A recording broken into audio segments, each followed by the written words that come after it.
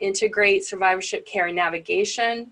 I wanted to just kind of review the COC standards for 2020 and talk about some education and research opportunities for providers, navigators. Did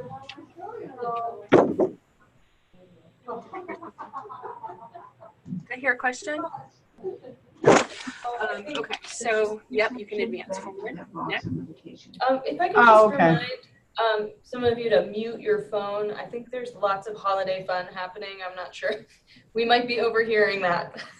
That's okay, that's great enough, but I wasn't sure if I was hearing a question or not. No. Okay, next. So the definition of cancer survivorship came about in 2005 through the National Coalition for Cancer Survivors and the Institute of Medicine. And this is the definition is an individual is considered a cancer survivor from the time of diagnosis through the balance of his or her life. It includes family members and friends and caregivers because they're affected by the survivorship experience. And so they're included in the definition. This definition also is part of the President's cancer panel that was developed through that. Next. Other definitions were kind of randomly decided or made without any real good background to decide that cancer was really cured. And that was, we had the initial feeling that 5 years after a diagnosis, if you hadn't had a recurrence, you were cured. And that was the definition for a very long time. And patients really lived that 5-year mark. And we know that that's not true any longer. And other definitions include living with, through, and beyond the cancer diagnosis, which is one of my favorite definitions. Death by any other morbidity other than cancer is still a survivor from cancer.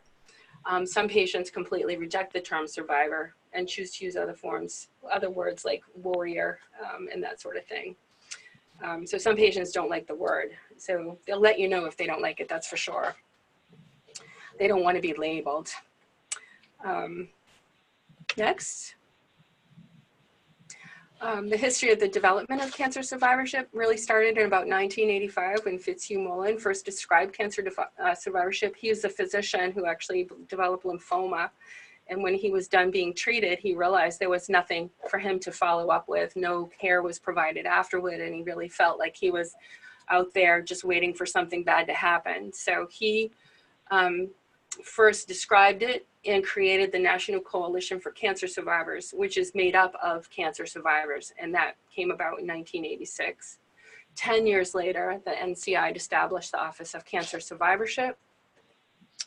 And then the Pediatric Cancer Survivor Report, which is kind of integral into the adult survivorship world for us.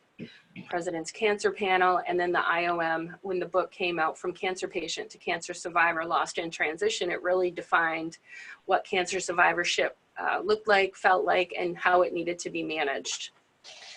And the reason that, this is all coming about, I mean, we think about it, we are going to have 14 million cancer survivors in 2020. 65% of those are living beyond a 5-year survival rate, and even higher in some other cancers. The population is becoming much older than 65 years old, and that's expected to double by the year 2050, with slightly more women as a cancer survivor. And 50% of survivors had a diagnosis of breast, prostate, or colorectal cancer. Next. The Institute of Medicine's recommendations are for us to recognize cancer survivorship as a distinct phase of care. That it comes with the completion of primary treatment for curative intent disease. So it comes with a special, the distinct phase of care to me means learning what that specialty is. And I do see it as a specialty of cancer care. And so that comes with its own body of research, its own body of knowledge, and specialists to provide care to patients after they've finished treatment. Cancer survivorship will last through cure, lasting through cancer recurrence, second cancers, or when they die, and can be ongoing when patients continue treatment such as endocrine therapies. Next. I think there Heather, maybe again, if I could just ask you to mute if you're moving around, that would be great. Thank you.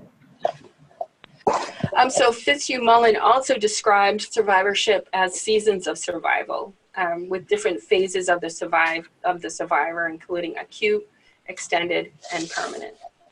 So you can, I'll have the next slide, please.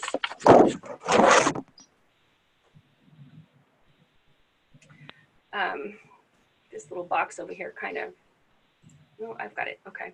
So the acute phase of survivorship is actually at the time of diagnosis, when therapies and side effects are ongoing. The patient experiences a sense of fear and anxiety. There's the disruption of family and social roles. There's issues with finances, and this is a big period of time with the fear of death. People experience shock, uncertainty, and it's so complex that they just can't make sense of what they're doing. One patient described it as taking a box of dominoes and just throwing it on the floor and not knowing which piece to pick up first. And that was during the onset, the acute season for them. The extended season is transition into follow-up. During treatment completion, the uncertainty of the treatment outcome, post-treatment scanning, watchful waiting. It's a higher risk for relapse during that time. Periodic examinations bring on that sense of anxiety and fear of recurrence every time they come to have their blood done or their follow-up or their diagnostics. They feel like they're wanting to do something even though there's no more treatment to be had. There's consolidation of intermittent therapies, including the hormonal therapy, which is ongoing. Fear of recurrence is their highest fear at that point. They're also experiencing symptoms of treatment toxicity, including fatigue, maybe some physical limitations, and lingering side effects. They're much less involved with the medical team. So they're used to coming in maybe weekly or every other week or every third week. And now they're coming in once a month or once every 3 months or once every 6 months. And that sense of loss to the treatment team creates a big sense of anxiety as well. And there's been practices in treatment rooms that last treatment time, the patient can ring a bell, or there's a celebration of some sort. Family members will often bring in, balloons or cookies and things like that. And the patient tries to be excited and happy, but has those mixed feelings of anxiety. And so they move into isolation and depression because they're feeling like they shouldn't be feeling that way, that they should be excited and happy that treatment is done. Occasionally I'll have a patient that's truly excited to be done treatment, but for the most part, they're like, oh, what's next? And what's next is that permanent survival period of time. And that's extended follow-up. And this is during the period of time where they feel like maybe they're gonna be cured, or maybe they're not going to have to face this again. And there's a little bit less relentless anxiety. They may still be receiving maintenance therapy. They may be tolerating it well. They're having decreased anxiety. The late effects of treatment may impair some of their quality of life. They're trying to go to work every day, trying to raise their kids, maintain their finances and family, and they're finding that they're struggling with that, but they may not be communicating that to anybody. They're trying to return to normal. There's lower risk of relapse or acute complications, and they're starting to develop some self-confidence and self-trust.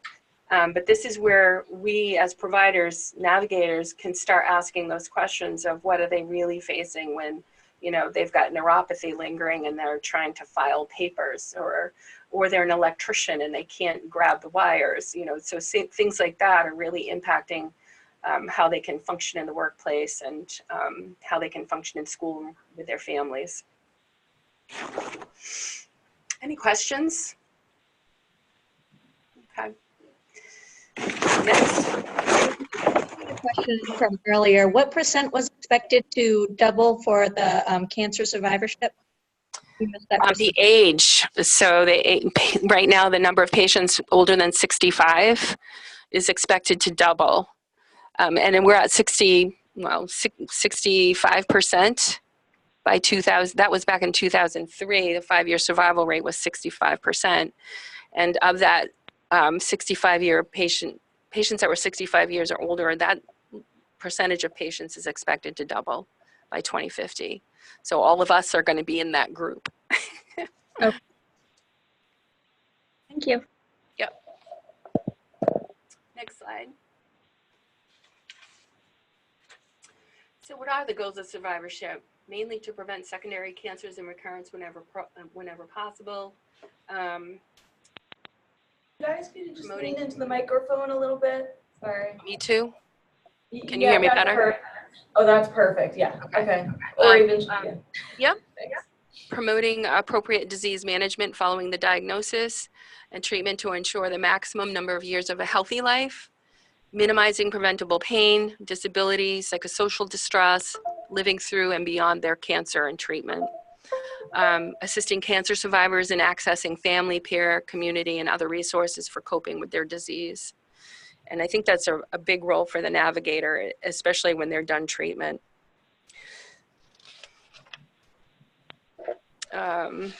Next slide. What I think might be some more of the true components of survivorship care is to empower survivors and families to try to live their best life. Provide enhanced and better communication around survivorship care, including working with their primary care providers and ancillary physicians, and overall improvement of their quality of life. Next slide. And these are the domains of their quality of life: physical, psychosocial, social, and spiritual. Physical well-being seems to be a vital area of concern to survivors, families, and care providers. It includes the functional activities, strength, managing fatigue, sleep, and rest, their overall physical health. It may include fertility, and it may include managing pain. And you want to try to, at this point, control or relieve the symptoms and maintain function and independence as much as possible. Psychosocial well-being includes a sense wanting to maintain a control in the face of a life-threatening illness characterized by emotional distress, altered life priorities, fear of the unknown, and you can actually get some positive life changes at this period of time.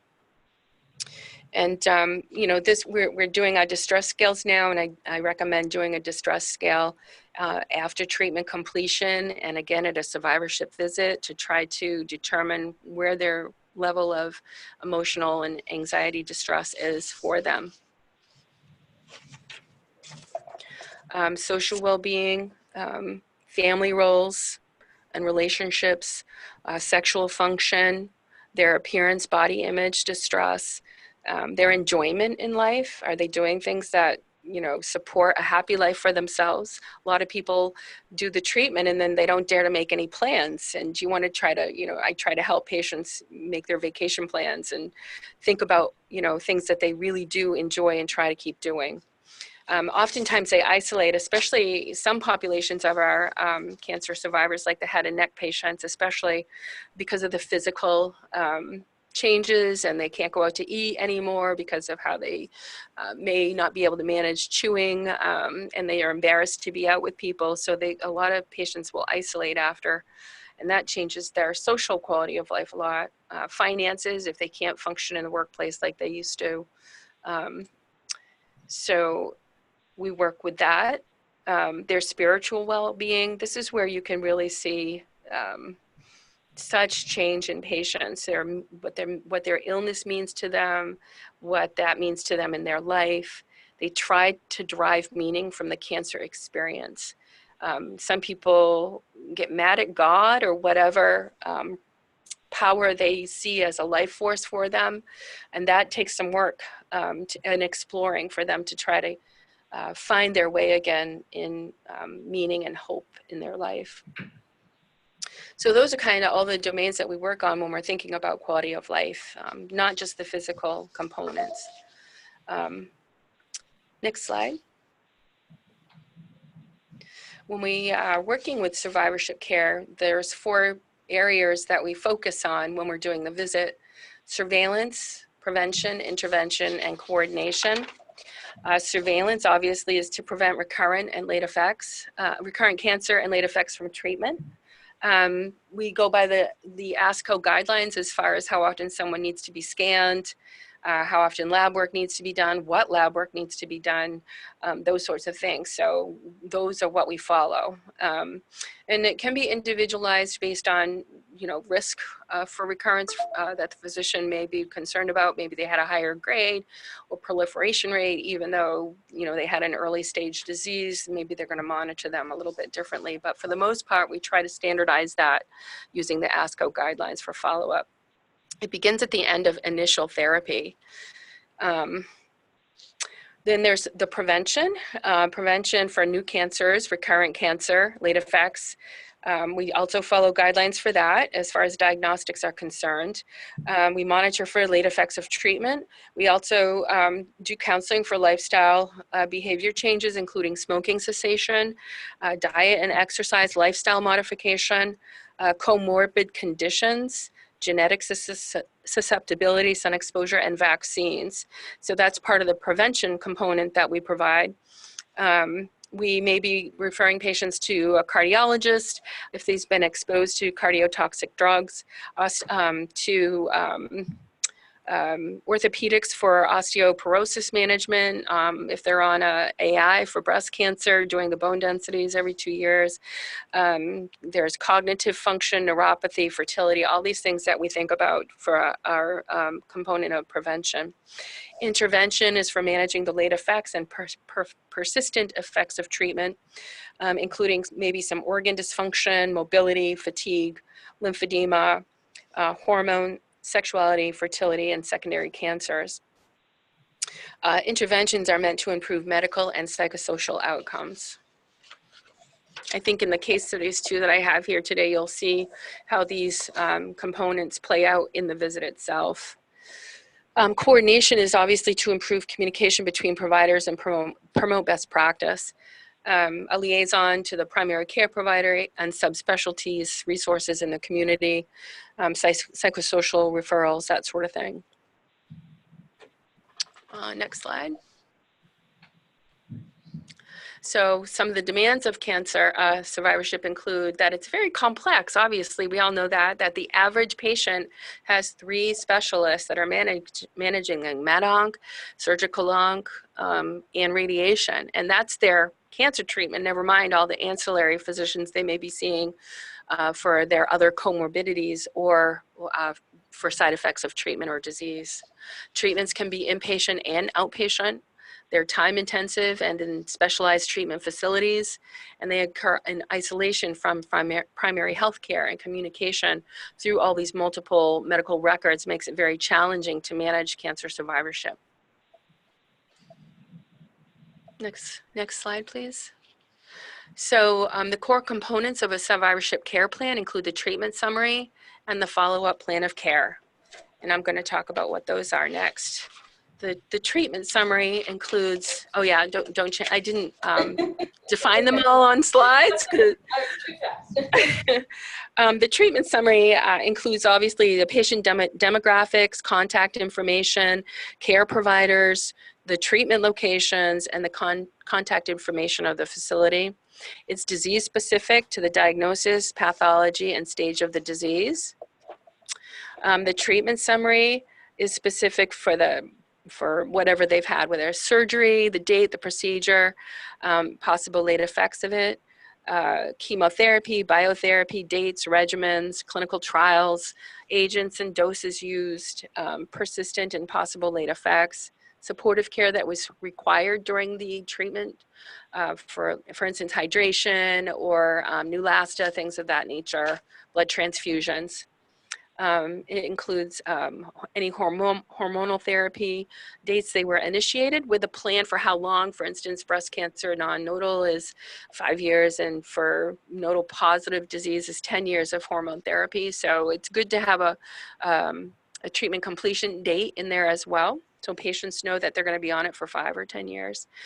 Radiation effects, dates, sites, dose, persistent and possible late effects, and any symptoms to report. The follow-up care plan includes cancer surveillance visits and the test schedule.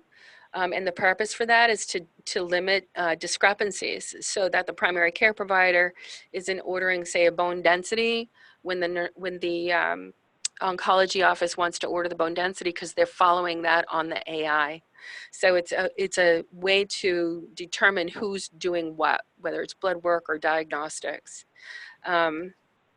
It's acute and long-term toxicities expected in the course of recovery, actual and potential late effects with screening recommendations, so subspecialty referrals, including psychosocial referrals, cardiology referrals.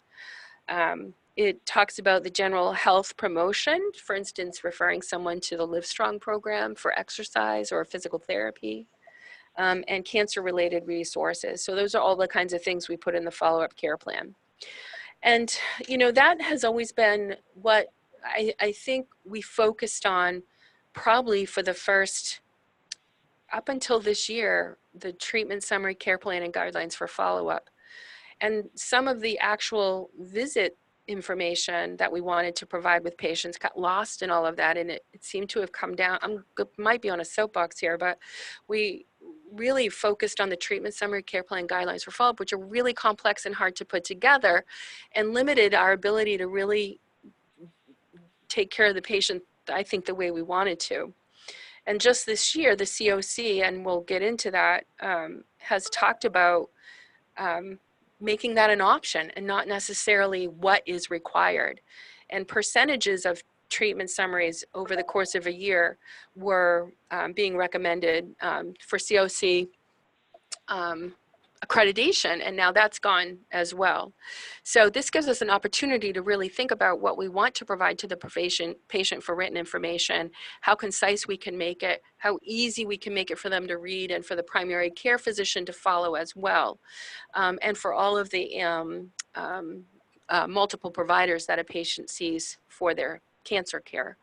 So we're currently working on developing a user-friendly treatment summary and care plan, and trying to limit it to 1 or 2 pages. So we're actively working on that right now and trying to work within the EMR. I know Epic has the Beacon, and I don't know where Maine Med is in using Beacon for the survivorship program. I know Jennifer Klemp, who is a survivorship specialist, was integral in making sure that there was a survivorship care plan available in Epic.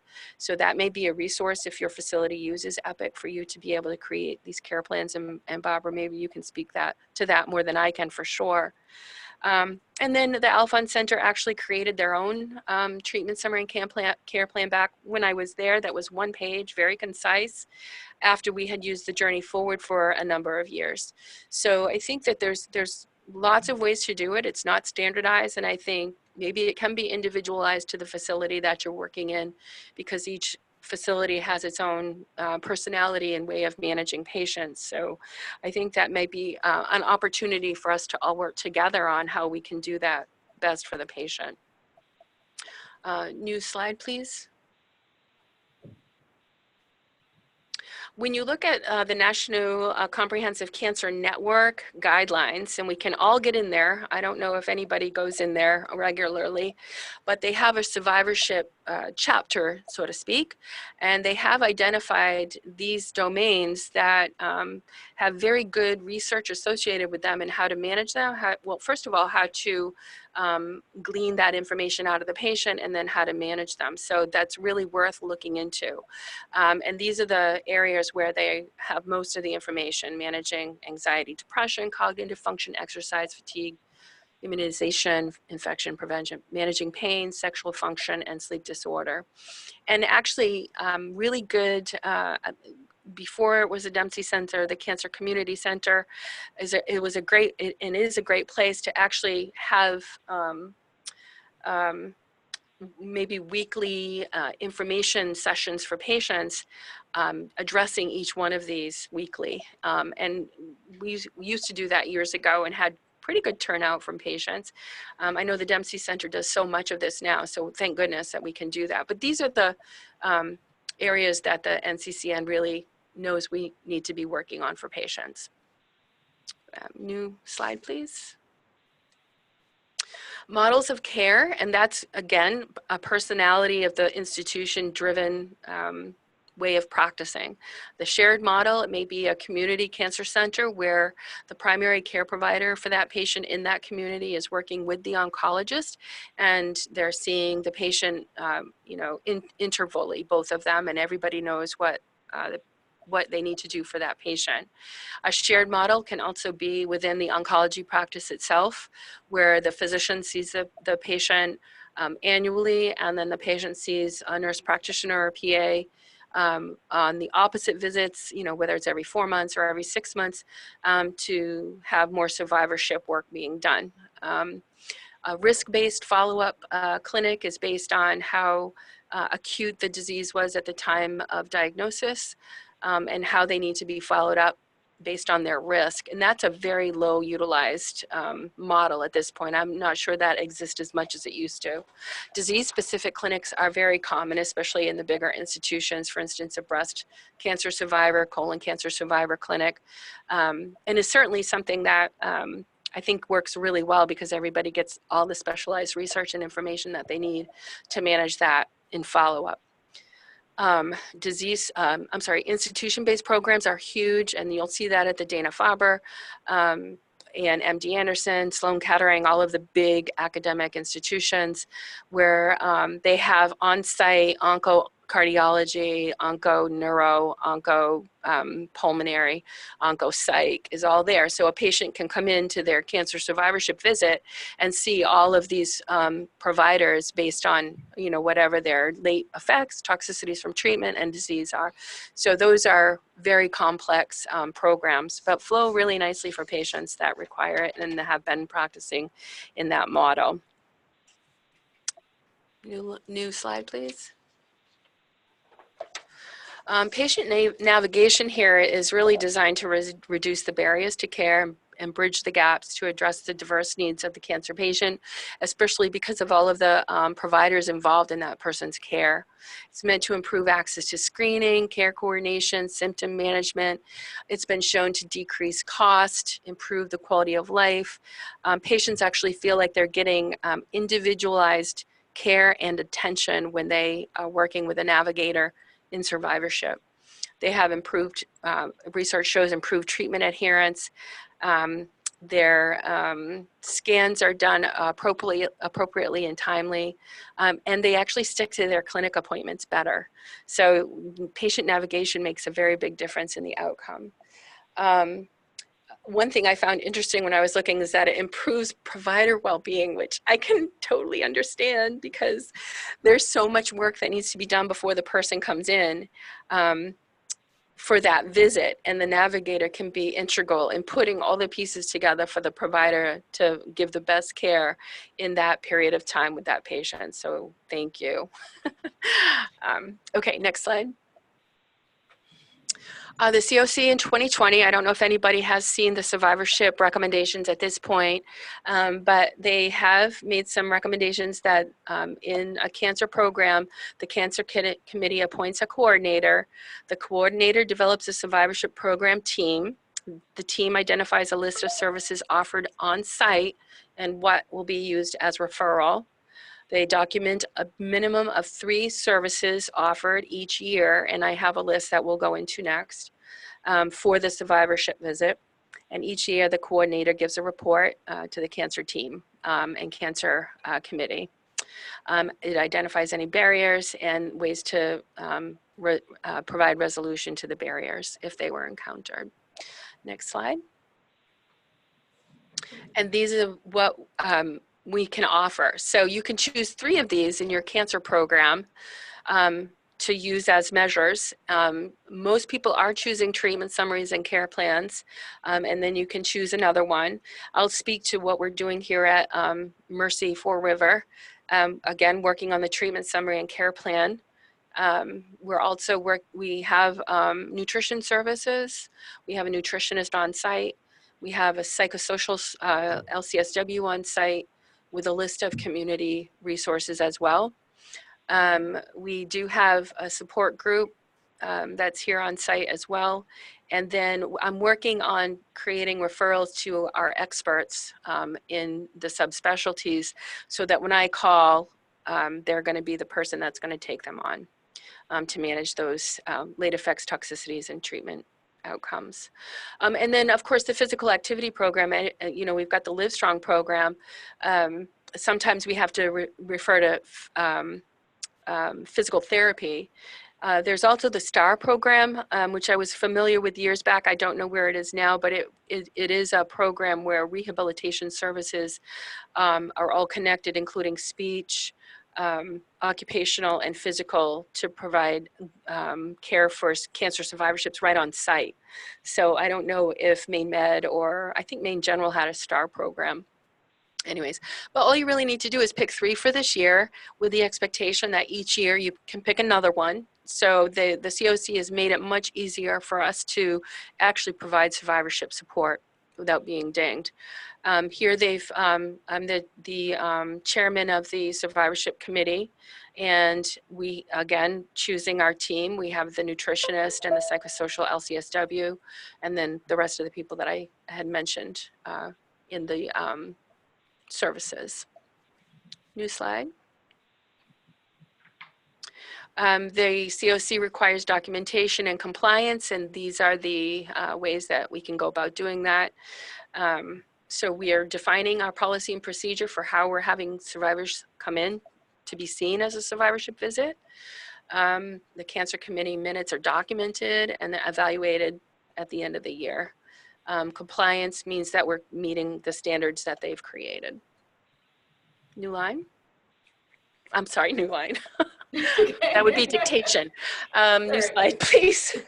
You threw me off, Circe. I know. So kind of my vision of survivorship, and I speak to it because I love it and I've done it a long time. And at patient diagnosis, the treatment summary and care plan can be initiated. And it's a matter of working with your IT person to have a form that can flow from the onset of diagnosis. So I see that at the beginning of treatment diagnosis. And what we've started here at Tumor Board is in treatment intent. So I go to every tumor board, we check off the box. If treatment is curative intent, then it's going to automatically start a treatment summary care plan. At treatment completion, a survivorship visit is ordered, and that's where resource utilization can begin. Through extended survival, I may be providing referrals out to, or I may have already done it through resource utilization, but I may be sending out more referrals for managing the late and long-term effects. And obviously trying to help patients prevent recurrence and secondary cancers. Patients are at a 14% increased risk of secondary cancers after their first cancer.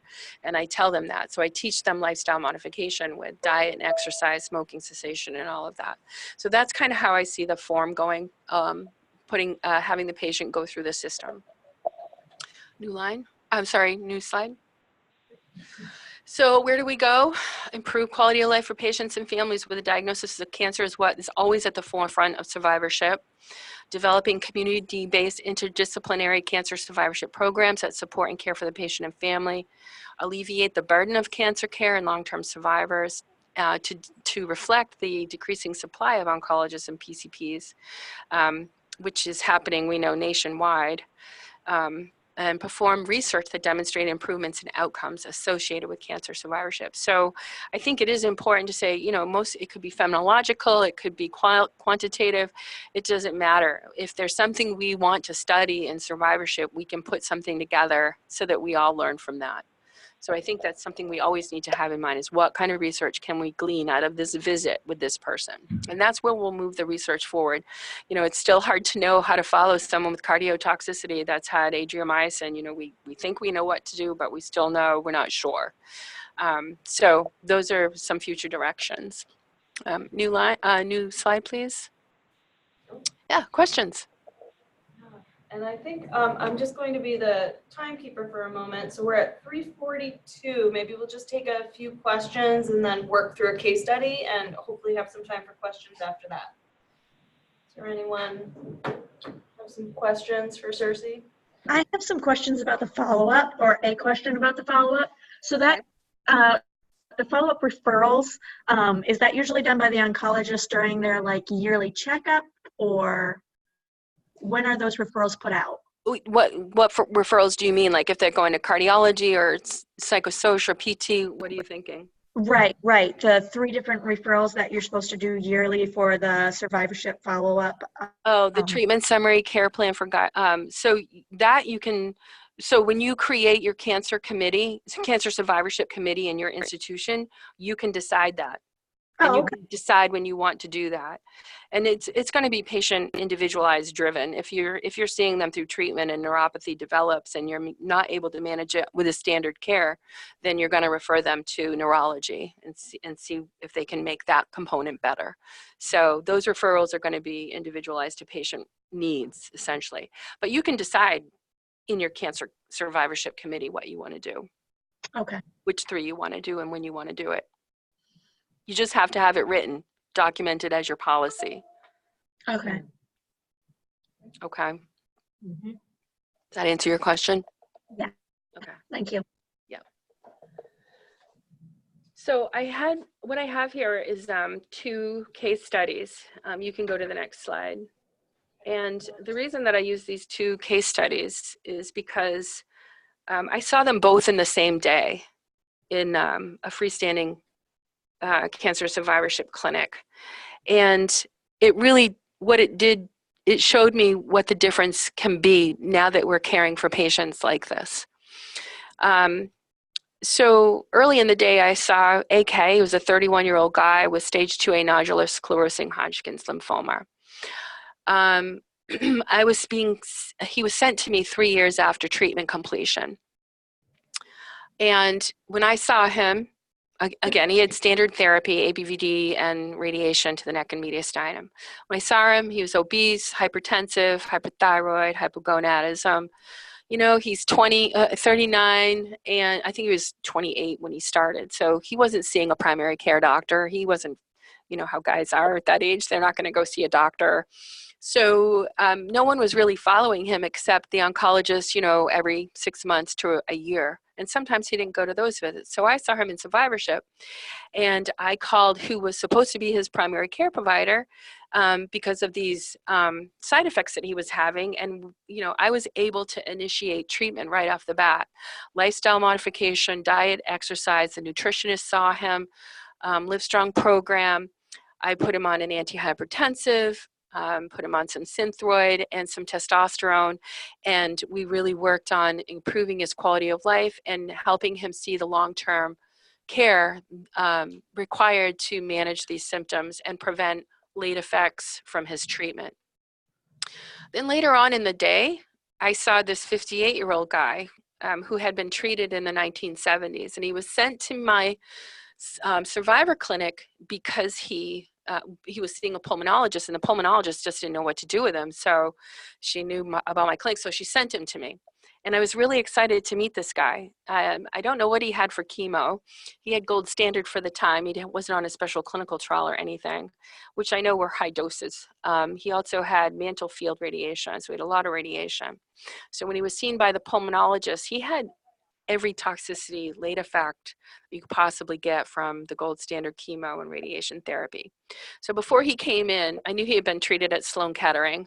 So I called, and I looked for his medical oncologist and his radiation oncologist from the 70s. I couldn't find the med onc, but I could find the radiation doc. And I actually talked with the radiation doc to try to get a sense of, you know, what treatment was like back in the 70s. And he helped me out a lot. And he wanted to talk to the patient. So when the patient came in, it was really just, it was his first like post-treatment visit in an oncology situation. It was nothing I could really do about all of these side effects, but you can see at 58 years old, he has all of these toxicities, which are definitely related to his treatments. So I feel like we could, you know, if we had been seen every 4 months and every 6 months, you know, the schedule that we do now, so many of those things could have been prevented. So that to me really kind of speaks to what we're doing in survivorship care and why I want to keep the focus on improving the quality of life and managing the toxicities right off the bat. So when he came in, it was really just for him to talk about his experience and talk about what happened to him in his life and be heard and seen and be present with. And I offered him to speak with his radiation oncologist, and he thought that was great. And so they got to have a conversation together. And I think it meant a lot to both of them to do that. So as far as a case study goes, resources, I was a resource for this guy that I couldn't fix any of his late term effects on, but there was someone that he could speak to that might have understood what he had been through. And I think that meant a lot to him. But I was really excited to see AK and fix all those problems while he's 31 years old. So I guess that's what I think of when I think of survivorship. So there you have it. That's my story. Thanks, Circe. Does anyone have questions specific to the case study before we jump in with more general questions?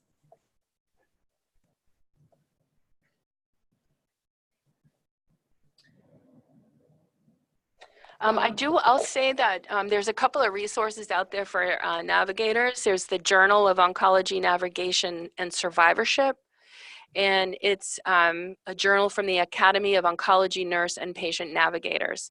And they have a very good conference, I think every 2 years. So I think that would be a good resource for the navigators. I also found Cancer Survivorship, The Role of the Nurse Navigator by Mandy Pratt Chapman from George Washington University Cancer Institute. And it's a really good article. And I think that maybe, you can just type up Cancer Survivorship Nurse Navigator and it pops up for you.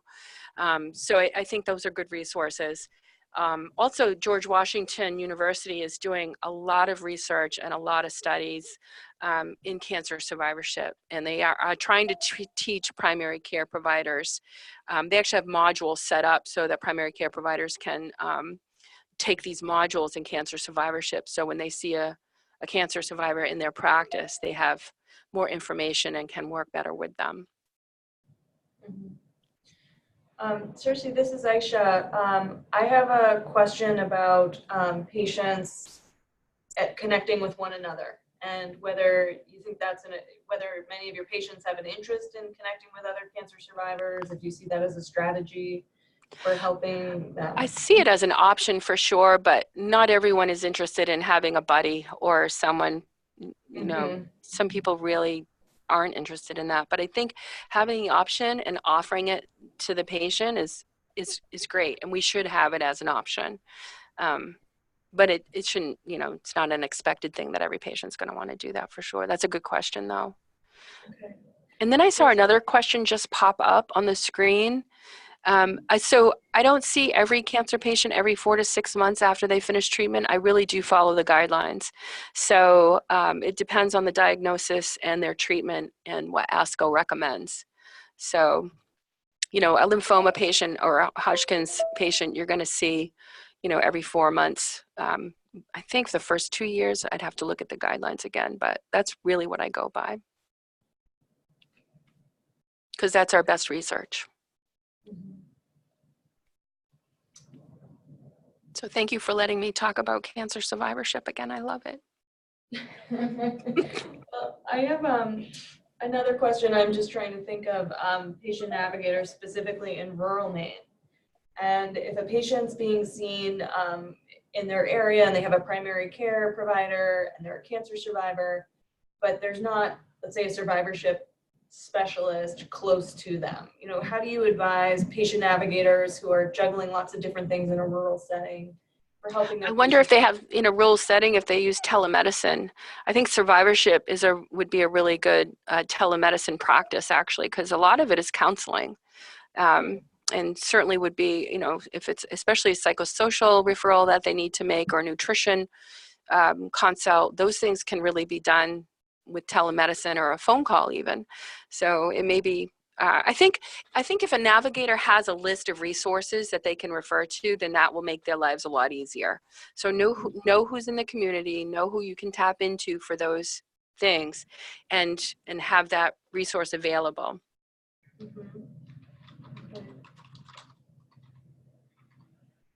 think Barb had another question, a clarifying question, and I just unmuted you if you'd like to ask. Oh, thanks. Oh, Sure, hi, sorry hi, about Circe. So what I was wondering is, outside of the regular surveillance plan for particular patients for follow-up, how often do you see patients for issues that just come up around various survivorship topics? Oh, And- any time. If I'm seeing someone that has an issue going on for a late effect, or say it's neuropathy and I'm starting them on gabapentin, I'm going to want to see them in a month to see what kind of response they're having. So if I'm working on an issue, I'm going to follow that, you know, as I would with any urgent visit or any toxicity. So there's not guidelines for something like that. That's the practice of it. Seeing someone intervally for their disease surveillance, that's where I follow the ASCO guidelines. Okay, yeah, I clarification? thought you had said something about you were seeing patients every 4 to 6 months or something, but because what I was wondering is how a lot of these really busy practices, they can hardly get new patients in for cancer treatment. So I just was kind of wondering what percent of the visits are taken up by patients that are post-treatment and they're survivorship related. Mm-hmm. And I know, and so you have a special situation in that you have a survivorship clinic where you're able to really focus, right? Right. Yeah, and I would say that, you know, your survivor patients in a busy practice, it may be treated like an urgent visit. The provider, you know, and survivorship is really well managed by nurse practitioners and PAs. So it doesn't have to be a physician visit if they're coming in for toxicity management from treatment or disease as a late effect. It can certainly be the nurse practitioner taking it in as an urgent visit and then making an appropriate follow-up once they manage that toxicity. If they find that that toxicity is not being managed well with the knowledge that we have at this level, then that's when you would refer to neurology, for instance, as we talk about neuropathy, and have a neurologist weigh in on managing, or, you know, how far are we going to get in making the neuropathy better. So, you know, I usually go a few attempts at trying to fix something over a period of time, and if it's not working, then I'm going to refer them out. And that's helpful. You know, that's very helpful as far as time constraints in the clinic. If we're not going to fix it, we're not going to fix it. So. And is the treating physician or the treating office, are they expecting you to do or put together the survivorship care plan? No, the nurses actually put it together. The only thing I need to put on there is their surveillance follow-up plan, which I just take from ASCO. So they've put everything else into it. Okay, so you're really clearly integrated with the other treating physicians, and it's kind of a warm handoff then. Correct. And you know, they'll still see their oncologist, but it's going to be for, you know, annually to see how they're doing. It's not necessarily going to be, you know, because they're managing disease or toxicities. It's going to be to stay kind of in touch with their oncologist. So yeah, that's how we're doing it. Okay, thanks. You're welcome. Thank you for all these really great questions. And Circe, that was really interesting presentation. Thank you for that. I have a lot more questions, but I know I can email them to you. Yep, that'll be fine. Okay. And certainly if anybody has additional questions for Circe, feel free to send them to us here. And you should have my email address. I wanted to just pause and say, I wish you a very happy holiday season. I can't believe it's almost January, although I should know that. Our next ECHO session will be Wednesday, January 22nd. And I'm also really looking forward to hearing from Kat Lafferty, who is a genetic counselor at Maine Medical Center Cancer Institute. And she is always a wealth of information and great for answering questions. So I really hope you can join us for that session. Are there any other closing comments, questions? I'm happy to take any email questions from anybody at any time, or a phone call. You can always use me as a resource. I'm happy to help. Okay, that's great. And I see that Katie just asked if there's a way to print the slides, and we'll be sure to get them out to everybody. Okay, great. All right, Thanks for thank you having so me. much, all. Happy holidays. Merry Christmas, yay. Yay! All right, Okay, bye guys. take care. Thanks, Bye-bye. Annie.